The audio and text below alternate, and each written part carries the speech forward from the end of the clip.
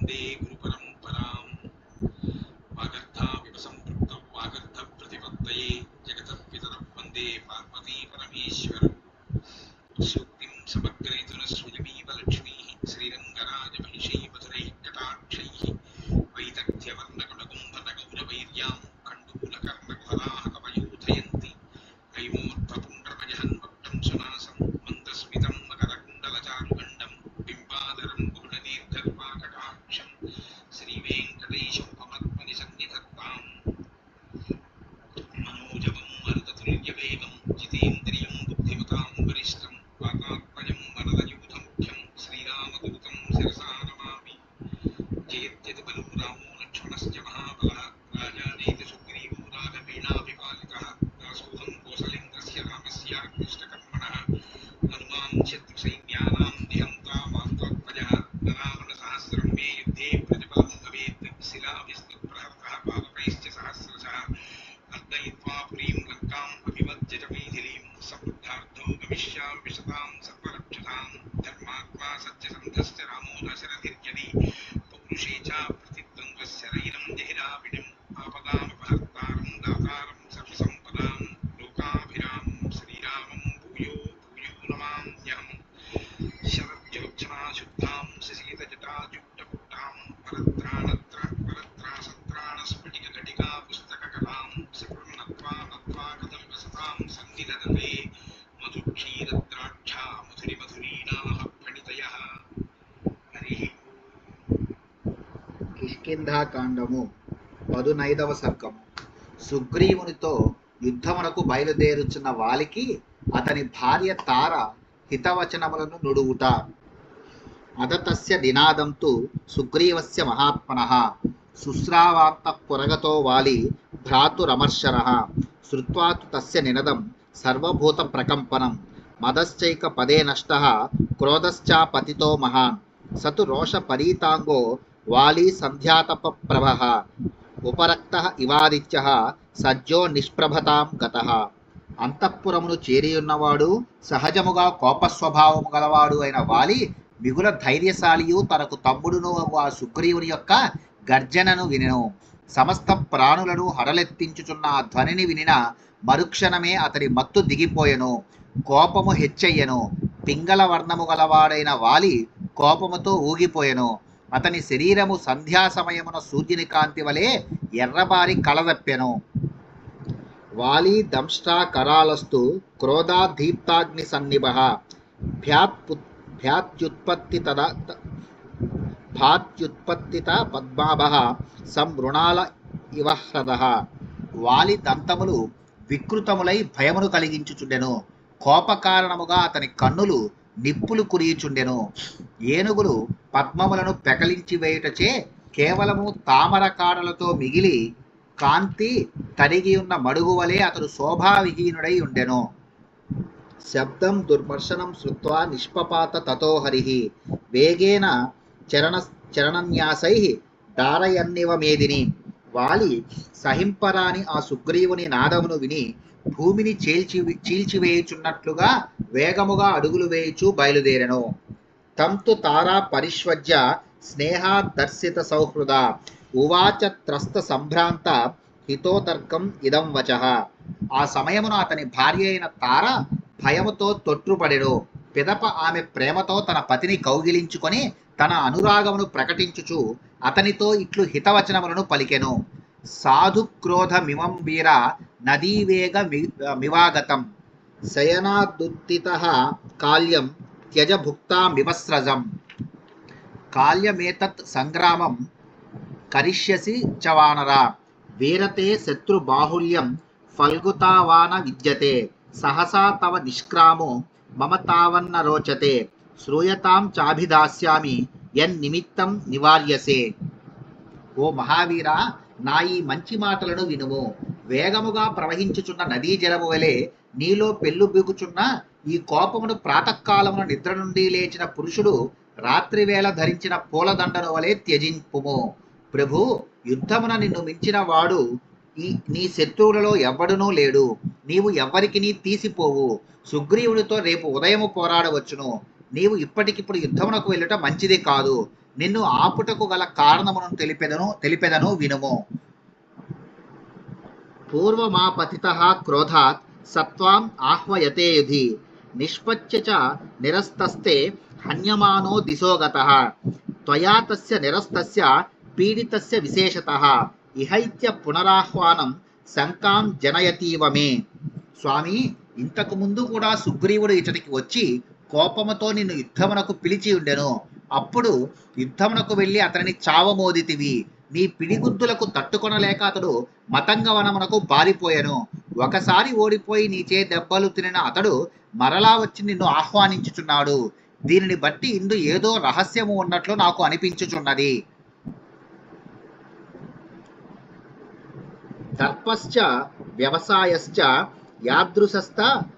యాదృశస్తస్య నర్దతః నినాదశ్చాపి సంరంభో నైతదల్పం హి కారణం.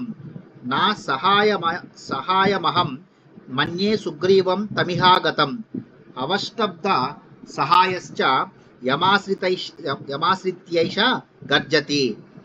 మహాగర్జన చేయుచున్న సుగ్రీవుని యొక్క దర్పమును ప్రయత్నమును నాదము యొక్క తీవ్రతను బట్టి చూచినతో ఈసారి అతడు గట్టి ప్రయత్నముతో వచ్చినట్లు కనబడుచున్నది. కాబట్టి అతని ఈ ప్రయత్నమును ఒక సామాన్య విషయముగా భావింపరాదు, దాన్ని చులకనగా చూడరాదు. ఈ పర్యాయము పోరు సల్పుటకు వచ్చిన సుగ్రీవుడు ఒంటరివాడుగా ఎవరి అండదండలు లేకుండా వచ్చినాడని నేను తలంపను. బలమైన సహాయమును కూడగట్టుకొనియే అతడు ఇట్లు గర్జించుచున్నాడు. ప్రకృత్యా నిపుణశ్చేవ బుద్ధిమాంశ్చేవ వానరః నా పరీక్షిత వీర్యేన సుగ్రీవః సఖ్యమేష్యతి. పూర్వమేవ మయా వీర శృతం కథయతో వచః అంగదస్య కుమారస్య వక్ష్యామి త్వా హితం వచః. సుగ్రీవుడు సహజముగానే తెలివిగలవాడు, కుశలుడు. వ్యక్తుల యొక్క శౌర్య పరాక్రమములను గుణగణములను లోతుగా పరీక్షింపకుండా వారితో చెలిమి చేయడు. ఓ మహావీర, ఇది నేను ఊహించి చెప్పుచున్న మాట కాదు. ఇంతకు ముందు మన కుమారుడైన అంగదుడు ప్రసంగవశమున తెలిపిన విషయమునే మీ హితము కోరి చెప్పుచున్నాను. అంగదస్తు కుమారోయం వనాంతం ఉపనిర్గతః ప్రవృత్తిస్తేన కథిత చారైరాప్తై నివేదిత. కుమారుడైన అంగదుడు ఉపవనములో విహరించుచున్నప్పుడు మిక్కిలి విశ్వాసపాత్రులైన గూఢచారులు అతనికి ఈ వార్తను తెలిపిరి. అతడు దానిని నాతో నుడివెను. అయోధ్యాధిపతే పుత్రౌ శూరౌ సమరదుర్జయౌ ఇక్ష్వాకూనాం కులే జాతౌ ప్రథితౌ రామలక్ష్మణౌ సుగ్రీవ ప్రియకామార్థం ప్రాప్తౌ తత్ర దురాసదౌ తవ భ్రాతుర్హి విఖ్యాతః సహాయో రణకర్కసః రామః పరబలామర్ది యుగాంతాగ్నిరివోత్తితః. అయోధ్యకు ప్రభువైన దశరథ మహారాజు యొక్క కుమారులు రామలక్ష్మణులు. వారు ఇక్ష్వాకు వంశమునకు చెందినవారు, మహాసూరులు, రణరంగమున అజేయులుగా వాసికెక్కిన వారు, శత్రువులకు ఎదిరింపశక్యము గాని వారు. సుగ్రీవునకు మేలు చేయుటకై అతనికి మిత్రులైరి. శ్రీరాముడు నీ తమ్మునకు అండగా ఉన్నాడట. అతడు యుద్ధభూమినందు తిరుగులేని పరాక్రమశాలి. ప్రళయకాలమునందలి అగ్నివలే శత్రుబలములను దెబ్బతీయుటలో మిగుల సమర్థుడు.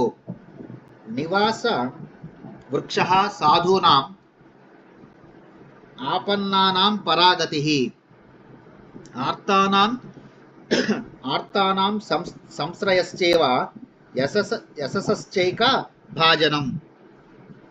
శ్రీరామచంద్ర ప్రభు సాధుజనులకు ఒక మహావృక్షము వంటివాడు. మహావృక్షము తనను చేరిన వారికి మొదట తాపమును పోగొట్టును, పిదప పుష్పములను ఫలములను అందించి వారికి పరమ సంతోషమును కూర్చును. అట్లే శ్రీరాముడు తనను ఆశ్రయించిన సుగ్రీవాది సాధుజనులకు మొదట అభయమిచ్చి ప్రాణభయము మొదలగు తాపములను తొలగించును. అనంతరము అన్ని విధములుగా తోడు నీడగా ఉండి వారికి పరమానందమును కూర్చును. ఆపదలలో ఉన్నవారిని అతడు రక్షించును. కష్టములలో ఉన్నవారికి ఆశ్రయమైన వాడు సర్వరక్షకుడుగా లోక విఖ్యాతిని గన్నవాడు.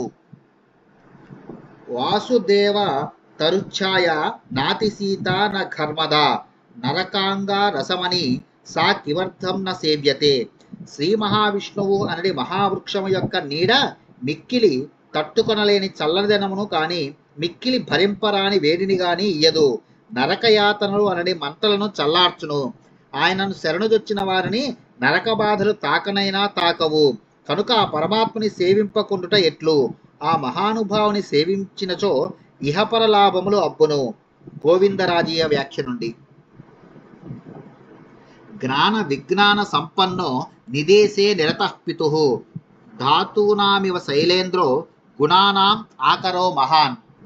ఆ ప్రభువు జ్ఞానస్వరూపుడు, వేదములు మొదలగు సకల శాస్త్రముల విజ్ఞానములకు కుదురైనవాడు, తండ్రి ఆజ్ఞను పాలించుటయందు నిరతుడు, గైరికాది ధాతువులకు పర్వతము వలె సకల సద్గుణములకు గని. తత్ క్షమం న విరోధస్తే సహతేన మహాత్మన దుర్జయేన ప్రమేయేన రామేణ రణకర్మసు సూర వక్ష్యామి తే కించిత్ న చేచ్ఛామ్యభ్యసూయితం శ్రూయతాం క్రియతాం చైవ తవ వక్ష్యామి యత్తితం. యౌవరాజ్యేన సుగ్రీవం తూర్ణం సాధ్వ్యభిషేచయ విగ్రహం మా కృధా వీర భ్రాత్రా రాజన్ బలీయస అహం హితే క్షమం మన్యే తేన రామేణ సౌహృదం సుగ్రీవేన చ సంప్రీతిం వైరముత్సృజ్య దూరతః. ఆ రఘువీరుడు రణరంగమున శత్రువులకు జయింప సఖ్యము గానివాడు, సాటిలేని పరాక్రమశాలి. అట్టి మహాపురుషునితో నీకు విరోధము తగదు. సూర్యుడా, నా ఈ చిన్న మనవిని ఆలకింపుము. నిన్ను తప్పు పట్టుట నా ఉద్దేశము కాదు. నేను నీ మేలు కొరకే చెప్పుచున్నాను. దయతో దానిని పాటింపుము. ఓ రాజా, వెంటనే సుగ్రీవుని యువరాజుగా పట్టాభిషిక్తుని చేయుట ఎంతేని యుక్తము. బలవంతుడైన అనగా శ్రీరాముని సహాయము గల నీ సోదరునితో యుద్ధమునకు దిగవలదు. ఇప్పుడు నీవు పూర్తిగా వైరభావమును విడిచిపెట్టుము. శ్రీరామచంద్ర ప్రభువుతో చెలిమి చేయము. సుగ్రీవునకు ప్రీతిని గూర్చుము. ఇట్లు చేయుటయే నీకు క్షేమకరమని తలంతును.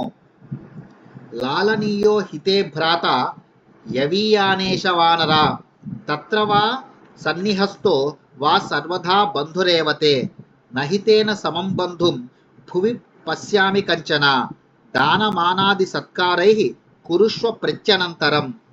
నీ సోదరుడైన సుగ్రీవుడు నీకంటెను చిన్నవాడు, దగ్గరకు తీయదగినవాడు. అతడు దూరముగా ఉన్నను ప్రక్కనే ఉన్నను అన్ని విధములుగా నీకు అయినవాడే గదా. వాస్తవముగా అతడు నీకు ఆత్మీయుడు. ఈ లోకమున అట్టివాడు నాకు కనబడుటలేదు. కనుక నీవు అతనిని యువరాజుగా గౌరవించుట మొదలగు సత్కారములతో దగ్గరకు చేర్చుకొనము. వైరమేతత్ సముత్సృజ్య తవ పార్శ్వే సతిష్టతు సుగ్రీవో విపులగ్రీవః తవ బంధుః సదామతః భ్రాతుః సౌహృద మాలంబనాన్యా గతిరిహాస్థితే. ఈ వైరమును నీవు పూర్తిగా త్యజించినచో అతడు నీకు కుడి భుజముగా ఉండగలడు. సుగ్రీవుడు ఎల్లప్పుడూ నీకు వినయ విధేయుడైన బంధువే అని నా భావన. నీ తమ్ముడి ఎడ నీవు సద్భావమునే చూపుము. ఇప్పుడు నీకు అంతకంటే మరి ఒక మార్గము లేదు. యదితే మత్ప్రియం కార్యం యది చా వైషి మాం హితాం యాచ్యమానః ప్రయత్నేన సాధువాక్యం కురుష్వమే ప్రసీద పద్యం శృణు జల్పితం హిమే న రోషమేవాను విధాతుమర్హసి క్షమోహితే కోసలరాజసూనునా నా విగ్రహ శక్ర సమాన తేజస. నాకు ప్రియమును గూర్పదలిచినచో, నాకు హితమును కోరినచో ఇంతగా ప్రార్థించుచూ పలుకుచున్న నా మాటలను పాటింపుము. ప్రభు, నేను పలికిన హితవచనములను దయతో ఆలకింపుము. ఇట్లు వచించినందులకు నన్ను కోపగింపకము. కోసలరాజు యొక్క కుమారుడు శ్రీరాముడు ఇంద్రుని అంతటి మహాపరాక్రమశాలి. కాబట్టి ఆ ప్రభువుతో యుద్ధము నీకు తగదు. తదాహి తారా హితమేవ వాక్యం తం వాలినం పద్యమిదం బభాషే న రోచతే తద్వచనం హి తస్య కాలాభిపన్నస్య వినాశకాలే. తార ఇంతవరకును తన పతితో పలికిన మాటలు అతనికి హితకరములు, క్షేమదాయకములు. వినాశకాలము దాపరించి ఉన్నందున ఆయువు మూడిన ఆ వాలికి ఆమె మాటలు ఏమాత్రము రుచింపలేదు. ఇత్యార్షే శ్రీమద్ రామాయణే వాల్మీకియే ఆదికావ్యే కిష్కింధాకాండే పంచదశ సర్గః. వాల్మీకి మహర్షి విరచితమై ఆదికావ్యమైన శ్రీమద్ రామాయణం కిష్కింధాకాండమునందు ఇది 15వ సర్గము.